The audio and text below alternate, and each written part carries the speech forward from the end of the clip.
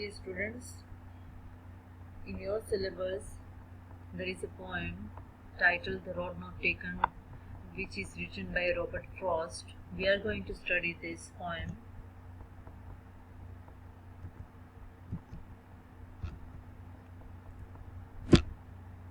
Okay, first we always have to have a kind of knowledge regarding the poet and the poems, who has written the poem, or you can say who has written the short story, novel, drama, whatever. So you always have to have a knowledge regarding the author. So here the Robert Frost, whose full name is Robert Lee Frost. You can also read from the paragraph.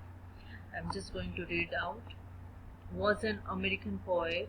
Robert Frost was an American poet. He is highly regarded for his realistic depictions of rural life.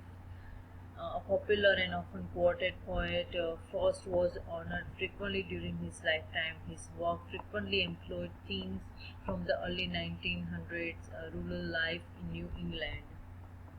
So he belongs to New England, and you can see what kind of poem he writes.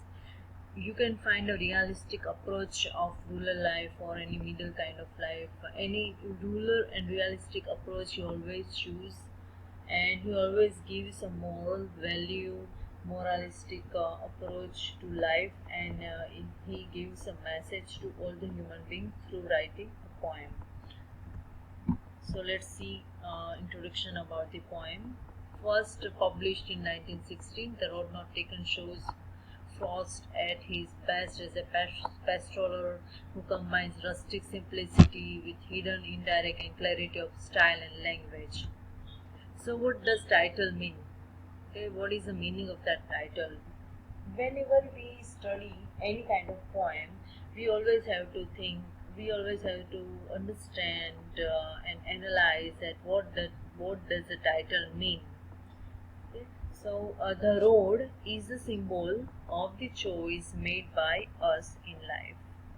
We always have so many choices in life, and with the way we live life according to our choice. Everyone has their own choice of life, so everyone has their own choice of living a life.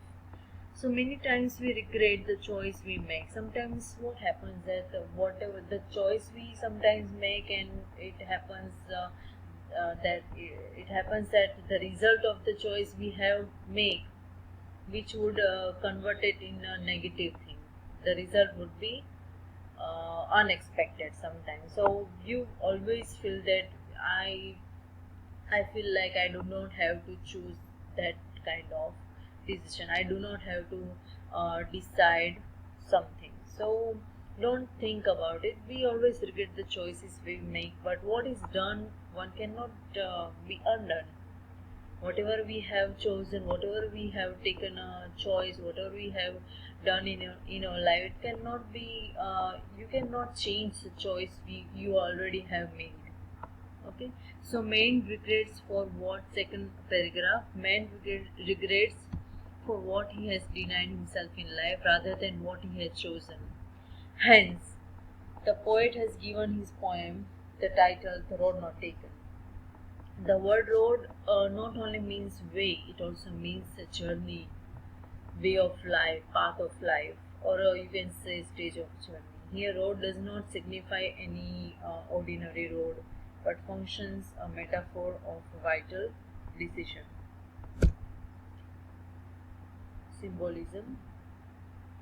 The word yellow, the yellow coloring of the woods, is representative of the light, hope, and promise that the speaker is standing before.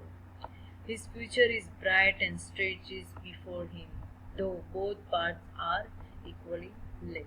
He must choose only one. So here, what do you mean by symbolism in the poem? So, kind of thing they use in their life. In poem, there are some words like yellow, woods. So here, yellow means the yellow coloring of the woods is representative of the light. What the color yellow shows, light, hope, promise that the speaker is standing before. His future is bright and stretches before him. Second, woods. The poem is set in the woods because we get an image of a quiet, deserted place where the speaker is left alone to decide. There are no road signs or people to stop and ask for directions. Similarly, there are no signs in life designed to help people choose their path. So the next symbol is woods. What it shows, the poem is set in the woods because we get an image of a quiet, deserted place where the speaker is left alone to decide. You are only the one. You have to decide. Nobody will help you to decide anything in your life. So you are the only one person. You are the only reason to choose what you want to do. There are no road sign or people to stop and ask for directions. Similarly, there are no signs in life designed to help people choose their path. Roads. The roads are symbolic of the paths we take in life. Every road leads to a specific place, and the nature of one's destination depends entirely on the decision that are being made. We don't just arrive at a location. We make a series of choices that lead us there. If you want to go somewhere, if you want to go out of the station, then what do you think? You are going for it for the reason, right? You are going. You have. It is your choice to go somewhere. So the roads are symbolic of the paths we take in life. Every road leads to a specific place, and the nature of one's destination depends entirely on the decision that are made. So we don't just arrive at a location. Nobody is pushing you to go there. It is your choice.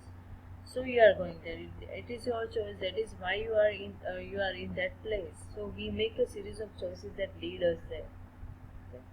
So you are the only one responsible person. Nobody should be blamed that because of you I am here. So it is your own choice that leads you to that place or to that kind of way to the stage of life. Morning. So the next symbol is morning. The morning represents a new beginning and the endless possibilities the day ahead has to offer. So the morning always symbolizes the new beginning era, the new beginning of hope, new dreams, the dreams that you want to get, and you are working on that dream to get through. So endless possibilities in your life which is ahead of you. So morning symbolizes the hope, endless possibilities. So here the poet Frost sets the poem in the morning to reveal that the speaker is in the early years of his life and his future is spread out before him. Literary device is metaphor, but before going to study this we must first understand the summary of the poem.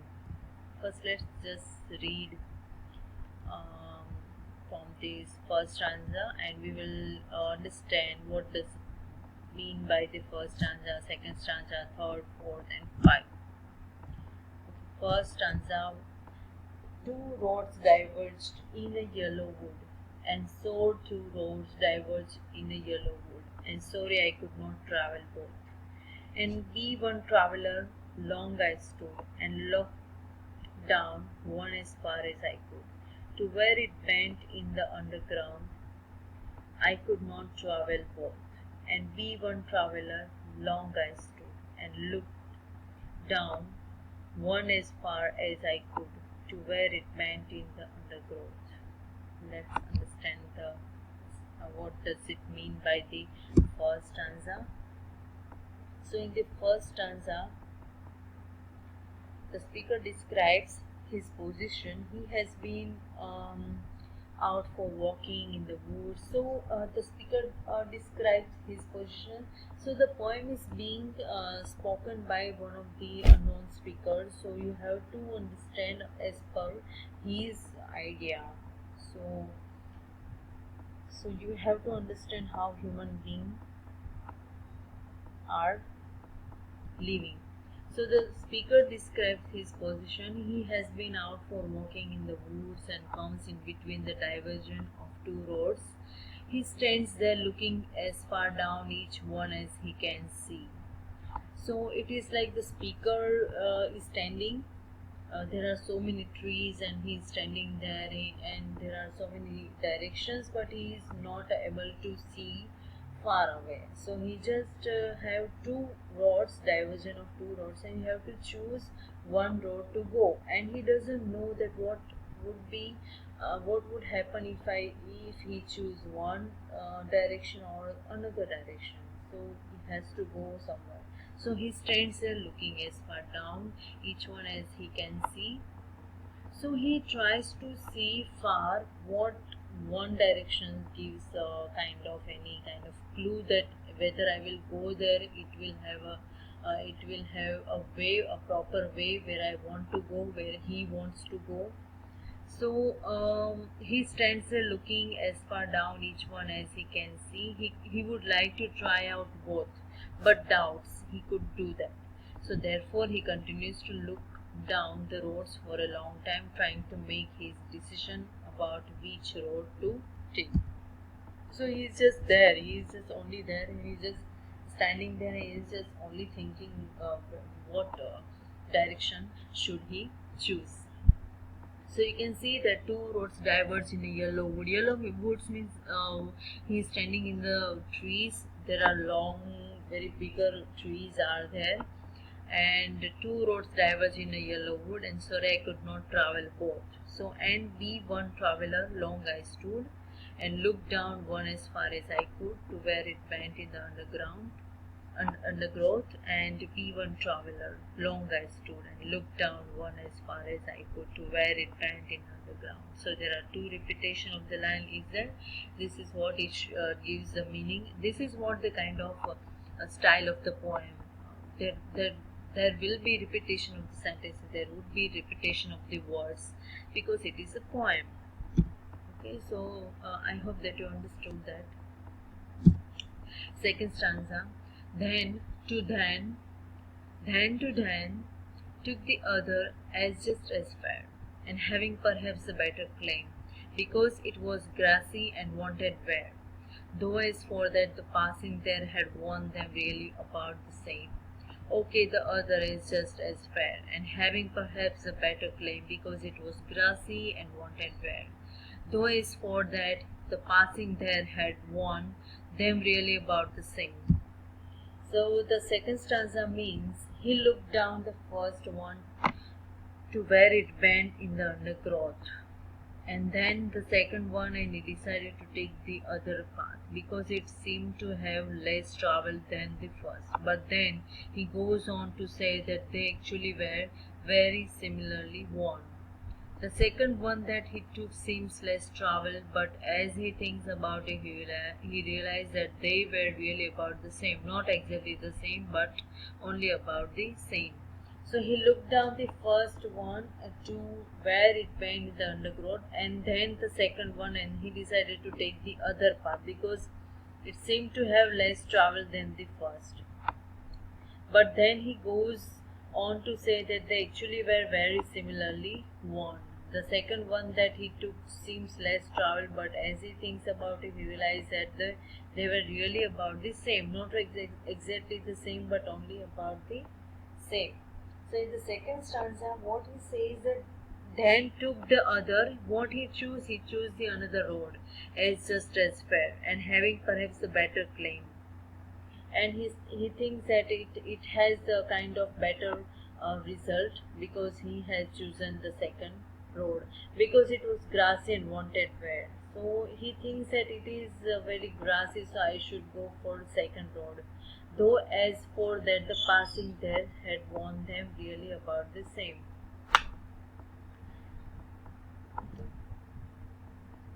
Okay, third stanza. And both that morning equally lay in the lace. No step had trodden black. Oh, I kept the first for another day. Yet knowing how way leads on to way, I doubted if I should ever come back. and both that morning equally